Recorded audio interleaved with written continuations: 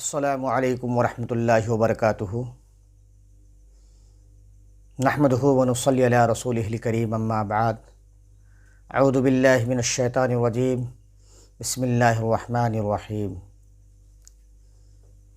انما یأمر مساجد اللہ من آمن باللہ والیوم الآخر قال النبی صلی اللہ علیہ وسلم احب البلاد اللہ مساجدها وابغض البلاد اللہ اسواقها رواہ مسلم۔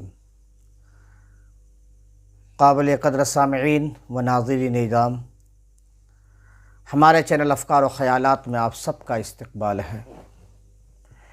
پھر میں آپ حضرات سے ایک بار درخواست کر دوں، جو حضرات ہمارے چینل میں نئے ہیں ان سے درخواست ہے کہ وہ ہمارے چینل کو سبسکرائب کریں، دینی کاموں کو پھیلانے میں ہماری مدد کریں۔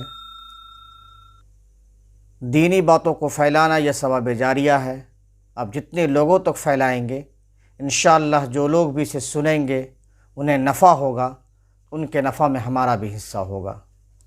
اس لیے دوستو، آج کل سوشل میڈیا کا دور ہے، اسی کے ذریعے سے ہم دور دور تک اپنی باتوں کو پہنچا سکتے ہیں۔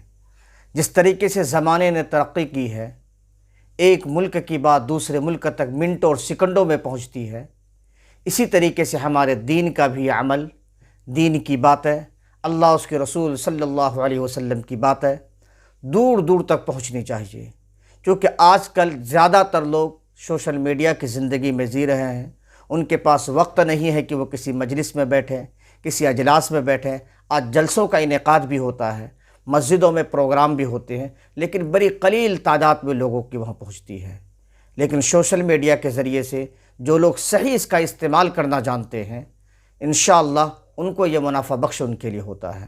جو لوگ غلط طریقے سے سوشل میڈیا کو استعمال کرتے ہیں، الگ الگ چیزوں سے اپنی آنکھوں کو خیرہ کرتے ہیں، اپنی آنکھوں کو زخم پہنچاتے ہیں، تکلیف پہنچاتے ہیں، جو شرعی اعتبار سے ناجائز اور حرام ہے، تو ایسے لوگوں کے لیے سوشل میڈیا پلیٹ فارم بالکل ہی منافع بخش نہیں، بلکہ ان کے لیے اعمال کے غارت کا ایک ذریعہ ہے۔ لیکن جو لوگ سوشل میڈیا میں اچھی باتیں، بہترین باتیں، قرآن کریم کی تلاوت، تفاسیر، ترجمے، علماء کا بیان، مفتیان اعظام کے فتاوے سنتے ہیں اور دیکھتے ہیں، ان کے لیے یقیناً سوشل میڈیا کا پلیٹ فارم منافع بخش ہے، انہیں بھی فائدہ ہوگا، اس کے ذریعے سے وہ دوسروں کو اپنا فائدہ منتقل کر سکتے ہیں۔ اس لیے آج ضروری ہے کہ محترم دوستو، اس پلیٹ فارم میں اگر لوگ جمع ہوتے ہیں تو ہم دور دور تک، زیادہ لوگوں تک اس وقت اپنی باتیں پہنچا پائیں گے جب آپ اس کو شیئر کریں گے، سبسکرائب کریں گے، تاکہ زیادہ سے زیادہ لوگوں تک ہماری بات پہنچے۔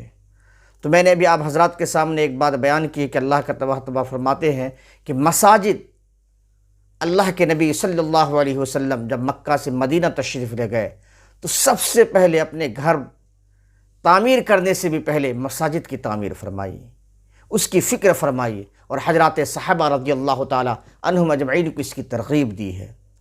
مساجد کو قائم کرنا، اس کی آبادی کی صحیح فکر کرنا، یہ بتلایا کہ ہماری اسلامی، دینی، اخلاقی، سماجی ذمہ داری ہے۔ ہم مساجد شاندار بنا لیں لیکن اصل اس کی آبادی کی فکر یعنی نمازیوں کی فکر نہ کریں تو بتلایا کہ یہ قیامت کی نشانیوں میں سے ہے۔ اللہ کے نبی صلی اللہ علیہ وسلم فرماتے ہیں، ایک زمانہ آئے گا لوگ اپنے مسجد کی تعمیروں پر فخر کریں گے، کہیں گے کہ تمہاری مسجد سے بہتر ہماری مسجد ہے، ہماری مسجد میں زیادہ سامان ہیں، زیادہ نقش و نگاری ہے، اس طرح کے فخرے کریں گے۔ کہا کہ یہ قیامت کی نشانیاں ہیں۔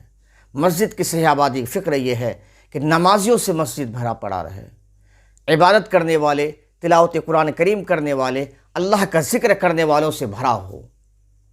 اس کی بولتے ہیں کہ مسجد کی صحیح آبادی کی فکر۔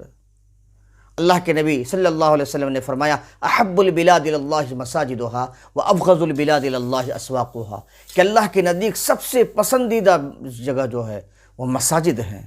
اللہ کی رحمتیں وہاں نازل ہوتی ہے، فرشتے اپنے پر سے بتلائے کہ نمازیوں کو ڈھانپ لیتے ہیں، انہیں کوئی تکلیف، کوئی زخم اور کوئی مصیبت نہیں پہنچتی۔ مسجد میں رہنے والا کبھی بلاؤ کا شکار نہیں ہوتا، مسجد میں رہنے والا کبھی فتنوں کا شکار نہیں ہوتا۔ اللہ کے نبی صلی اللہ علیہ وسلم کے زمانے میں اگر تھوڑی سی بھی آندھی چلتی تو لوگ مسجد کی طرف بھاگتے تھے۔ آج اس کی فکر کرنے کی ضرورت ہے محترم دوستو۔ اللہ کے نبی نے حدیث کی دوسرے ٹکڑے میں بیان فرمایا کہ ابغض البلاد الی اللہ اسواقها، کہ اللہ کے نزدیک سب سے بدترین جگہ جو ہے وہ بازار ہے۔ آج ہمارے درمیان یہ چیز عکس ہو گئی، الٹی ہو گئی ہے۔ ہم بازاروں کو زیادہ پسند کرتے ہیں، بازاروں میں دوسروں کی غیبت کرنا، دکانوں میں بیٹھ کر چائے پینا اور دنیا بھر کی غیبت ہے، چغل خوری، حفوات، بکواس، بیہودہ، منکرات اور فواحشات کی باتیں کرتے رہتے ہیں۔ حتیٰ کہ آج کل اللہ معاف کرے کہ مسجدوں میں بھی ہم آتے ہیں تو وہاں بھی موبائل ہمارا پیچھا نہیں چھوڑتا، ایک کونے میں ہم سنت اور ذکر کرنے کے بجائے موبائل سے کھیلتے رہتے ہیں۔ تو محترم دوستو، لیکن بہرحال اگر ہم مسجد میں آتے ہیں تو مسجدوں میں سنتوں کا اہتمام کریں، نوافل کا اہتمام کریں، اذکار کا اہتمام کریں، تلاوت قرآن کریم کا اہتمام کریں۔ دوستو، یہ سب کامیابی کی سیڑھی ہیں، اسی کے ذریعے سے ہم کامیابی کے زینوں کو طے کر سکتے ہیں۔ اسی کے چھوٹے چھوٹے اعمال کے ذریعے سے بتلائے کہ اللہ تبارک تعالیٰ کل قیامت کے دن ایک نیکی کی ضرورت پڑے گی، یہی چھوٹے اعمال بتلائے کہ ہماری نیکیوں کی تکمیل کرے گی۔ محترم دوستو، آج اسے سمجھنے کی ضرورت ہے۔ اس لیے محترم دوستو، مساجد اللہ کا گھر ہے۔ اللہ تبارک تعالیٰ خود قرآن کریم میں فرماتے ہیں کہ مسجد صرف اللہ کے لیے ہے، اللہ کے علاوہ وہاں کسی کو نہ پکارو۔ اللہ کو جم کی وہاں عبادت کیجیے، اللہ کے لیے قرآن کریم پڑھیے، سنتوں کا اہتمام کرے، نبی اکرم صلی اللہ علیہ وسلم کی باتوں کو عام کیجیے، لوگوں کو سنائیے، خود پڑھیے اور دوسروں کو پڑھانے کی فکر کریں۔ اللہ کے نبی نے فرمایا، جو شخص مسجد میں آتا ہے اگر ایک آیت تلاوت قرآن کریم کرتا ہے یا سیکھتا ہے تو بتلائے کہ ایک اونٹ صدقہ کرنے کے جیسا ان کو ثواب ملتا ہے۔ تو محترم دوستو، مساجد میں اذکار کرنا، تلاوت قرآن مجید کا اہتمام کرنا بڑی ہی اہمیت کے حامل ہیں۔ چلیے ہمیں اجازت دیجیے، اگر آپ یہاں تک پہنچ چکے ہیں تو پھر ایک بار آپ سے ریکویسٹ ہے، درخواست ہے کہ ہمارے چینل کو سبسکرائب کریں اور زیادہ سے زیادہ لوگوں میں شیئر کریں، اپنے دوست و احباب میں شیئر کریں، انشاءاللہ، جس سے یہ ہوگا کہ لوگ زیادہ سے زیادہ اگر باتیں سنیں گے تو اللہ تبارک تعالیٰ ہو سکے انہیں امر خیر کی توفیق دے، ان کی زندگی کایا پلٹ جائے اور وہ راہ راست پر آ جائے اور اچھے عمل کرنے والے بن جائے۔ جزاک اللہ، شکریہ۔